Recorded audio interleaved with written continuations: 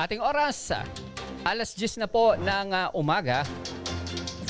At para po sa balita natin ngayong umaga ho, no, alamin natin ang ilan sa mga magiging programa ng ilan sa mga nagnanais na mapabilang sa ating kongreso sa susunod na taon. Nasa kabilang linya ang ating first nominee mula sa MPBL Party List, Attorney Ron, no? At upang alamin natin yung kanilang mga programa. Magandang umaga, Attorney. Good morning. Welcome po sa Newsline Central Luzon. Ito po si Joe Salazar.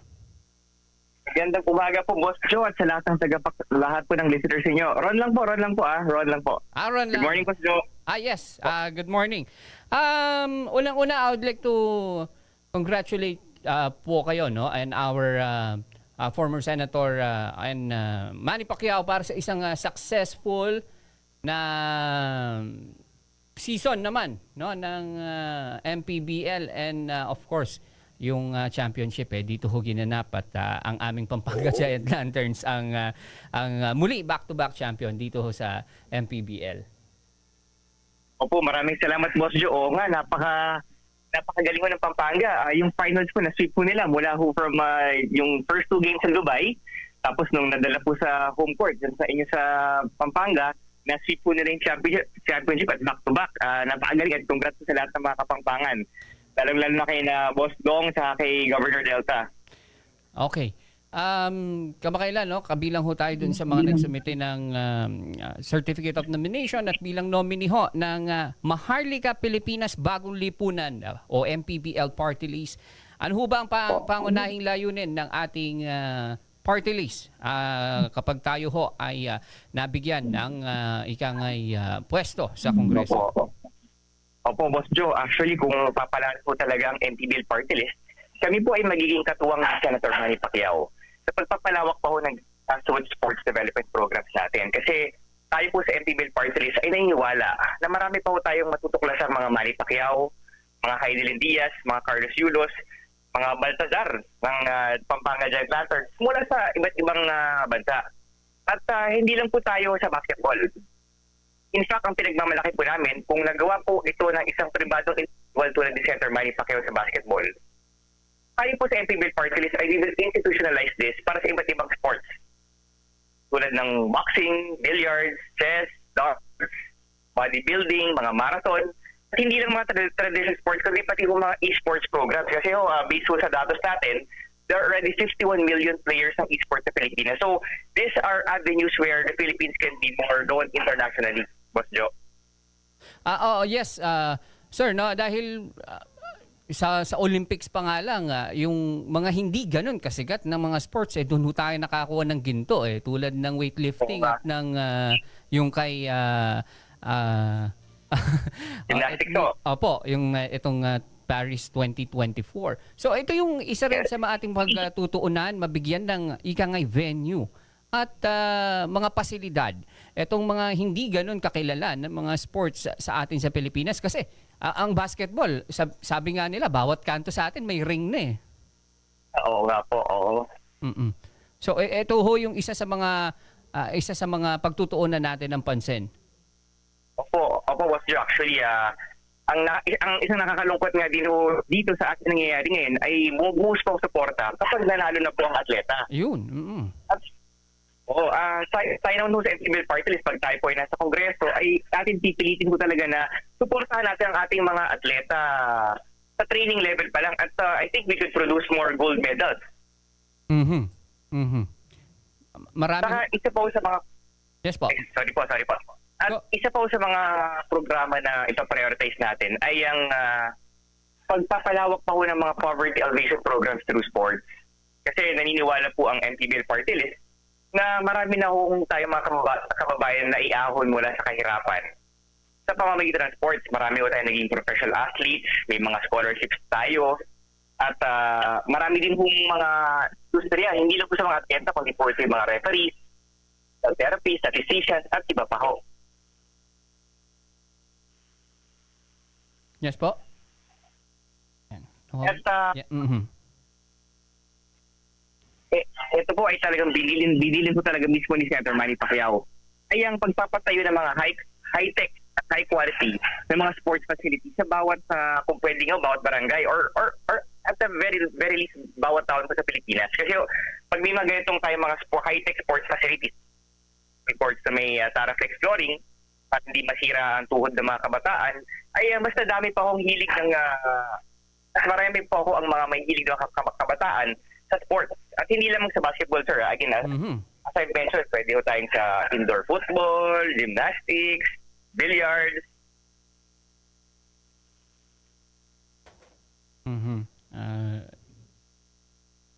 Hello? Yes po, go ahead po. Yan po. Yan po ang mga programa ng NTBL Party List so pagdating sa sports. Yan po ay tayo po ay guided po araw-araw po ng ating NTBL founder na si former Senator Manny Pacquiao na tatakbo din po ulit bilang senador sa darating na halalan. Oo, kasi napakahalaga nito, no? Tulad ho ng ating two-time Olympic gold medalist, si Carlos Yulo, ang binabanggit nga niya is as early as 8 or 9 years old, nagte-training na siya eh. And sa edad niya ngayon, sa ilang taon niyang ginagawa yung training na yun, nagresulta sa 2 gold dun sa huling Olympics. Opo.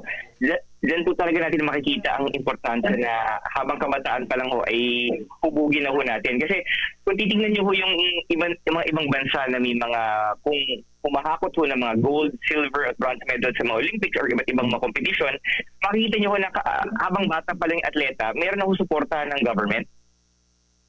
Kaya ito po talaga yung itutulak natin. Doon nga po sa speech natin ho, nung nag-file tayo ng CONCAN sa COMELEC, sinabi ho natin na wala na hong puwang ang politika pagdating sa sports. Ang ating sports no nakakatanggap ho ng pondo, kung di ako nagkakamali, from PAGCOR or sa PCSO na napakaliit lamang na porsyento. Are we gonna push na medyo lakihan naman yung natatanggap na pondo ng sports natin mula sa PAGCOR or sa PCSO? Definitely, sir. Opo, kasi talagang kailangan talagang ma-increase yan. Kasi po, kung titingnan niyo po yung estado ng mga atleta natin, dahil kulang na kulang ang natatanggap nilang porta mula sa gobyerno, sila po ay nagre-resort sa solicitation. At sila po ay lumalapit sa mga negosyo. At imbis na nakaka-focus po yung mga atleta natin sa training, ay nangyayari po ay problemado po sila saan sila kukuha ng pambayad ng board and lodging nila. Kaya tayo po sa NTBL Party List, pag tayo po ay pagpapalain sa Kongreso, sa tulong po ni Senator Manny Pacquiao at sa ibang mga miyembro ng Kongreso na naniniwala sa sports, we will push for increased funding pagdating po sa mga proven natin ng mga atleta na pwede mag-succeed sa iba't ibang sports. Ayan. Again, hindi lamang sa basketball but sa lahat ng sports, pati e-sports. Ayan. Etong mga incentives naman na natatanggap, doon ho sa mga international sporting events, napakarami na at naaayon ho sa batas. Are we gonna push sa national level na medyo lakihan naman at bigyan nga ng pondo? Like sa palarong pambansa, itong ating mga estudyante, yung makakakuha ng ginto, lakihan or bigyan pa ng incentives. Are we looking for that po? Yes, aside from yung support nila sa sports development nila, we will also increase incentives. Kasi po, pag maganda po yung incentive, mas dumadami yung mga aspirants. So pag mas marami po yung aspirants, mas malaki po yung pool natin ng mga bata na ma-involve sa sports.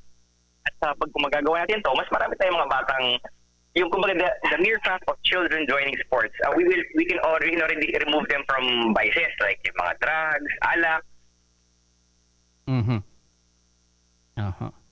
And siguro ho, no, bukod sa binabanggit natin ng mga incentives na ibibigay natin sa mga atleta, of course, yung pag-improve ng ating mga sporting facilities o mga sports facilities ay syempre, ito'y makaka-attract din ng sporting events o mga international sporting events. Now, do you see ho na kapag tayo nakapag-attract ng mga international sporting events, makakatulong din ito sa ating ekonomiya?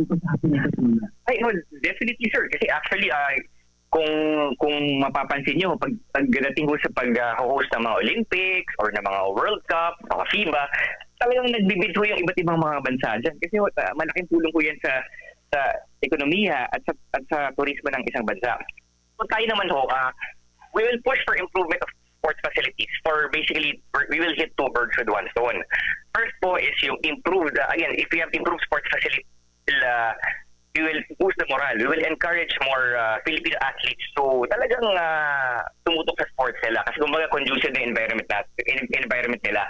Pangalawa, we will also have, tulad po ng sabi ninyo, we will, good sports facilities would invite more sports to hold yung mga athletic events nila dito, which would in turn boost the economy and boost our tourism here sa Pilipinas na kailangan natin, sir. Talagang we really need the boost sa economy natin ngayon. So for example, kapag yung mga ginagawang mga magagandang sports stadiums yan sa Pampanga, kung pagtapos na ho yung mga yan, pa-invite natin yung mga international basketball or international chess or kahit mga ballrooms, sir, di ba? May mga ballroom pa sa Olympics. We could hold it there sa mga international at improve na mga sports facilities natin. It would be, at sir, pag nandiyan na ho sila, dala-dala nila mo mga pamilya nila. For example, yung sinabi ko, Nakita na ho kasi natin yan, no?